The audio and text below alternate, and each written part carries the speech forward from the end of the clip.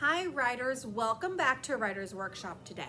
Now today we're going to talk about something new, and our I can statement for today is I can label a picture. So let's talk about what that means. Label. Can you say that? Label. Very good. Right here, this says, what is a label? Well, let me tell you. A label gives the reader information about the picture. So on this chart, you see right here I have a dog, and I labeled it dog, okay? But I wanted to give you, the reader, more information about the dog. So I labeled different parts of the dog, like the ear, the nose, the paw, the body, and right here is the tail. Or you might label a thing. Right here I have a picture of a tree. Do you see the label? Tree. And I labeled the different parts of the tree. Here are the leaves. You can see I have the word leaves written right here. This is the trunk, and there is the label for trunk. And then down here at the very bottom are the roots, and you can see that I labeled the roots. Now, authors use labels for all different types of reasons. Maybe you just want to add some more information so that your reader knows what you didn't tell them in your writing. Or maybe you just want to add the detail to the picture. I know I've used labels before if I drew a picture of my family and the people that were looking at the picture didn't know who they were. I knew who the people were, but they didn't know. So I put a label above the people so you knew who they were. And it might say mom, me, dad. Does that make sense? Good. Okay, so let me show you an example of labels in a book. We read this book a few weeks ago when we talked about penguins. Now this is a nonfiction text. Remember, nonfiction, it's like real. It's like a true thing. You're gonna see actual pictures in these books and not usually illustrations. So if I turned to this page right here in this nonfiction book about penguins, you can see the author used labels. They wanted us to know that these were emperor penguins, so they labeled it emperor penguins. And over here on this page, they wanted to give us more information about the different parts of the penguin. Do you see all the labels they used? Right here, this is an emperor penguin. It tells us that, but it also tells us that they've got big webbed feet for better steering, and they've got layers of soft feathers right here. Those are called blubber, okay?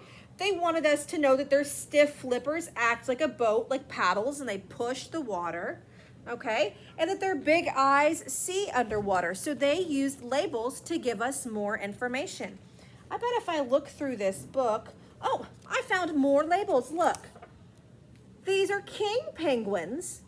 And I know now, because of this label, that these are king penguins in a huddle. This is a king penguin huddle, okay? So that is a good reason to use labels, and you are gonna see them a lot in nonfiction text. Not quite as much in fiction text. Okay, so let me give you an example of me using labels in my writing, okay?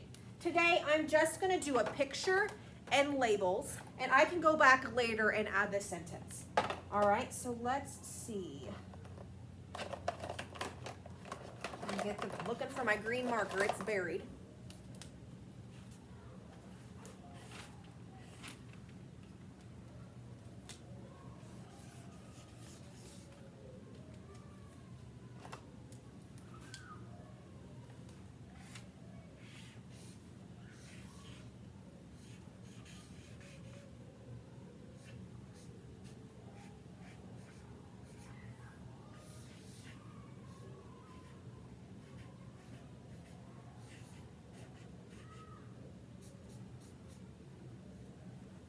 Okay, so look in my picture, you can see there's a tree.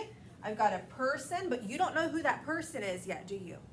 Because I haven't labeled it. There's also a cat right here. Let me add some more detail. We are obviously outside, so I could add a sun. And maybe, let's see, some clouds in the sky.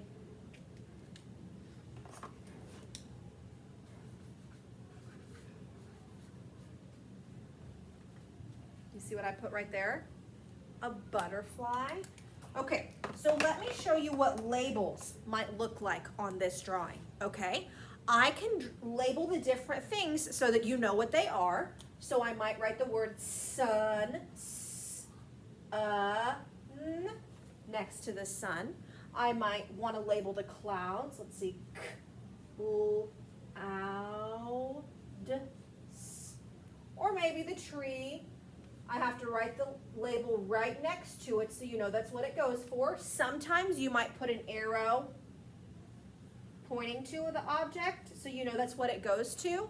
Now you're probably wondering, well, who is that? That's me. So I'm going to label it me. And this right here, this is the cat that I have at my house that lives outside. And her name is Rio. So I'm going to write Rio right there so you don't look at it and think maybe I was talking about Socks Kitty. This is Rio, okay? All right, friends, so your assignment for writing today is to draw a picture about anything you want and label it. Use labels in your picture to give me, the reader, more information about what your picture is, okay? Have fun.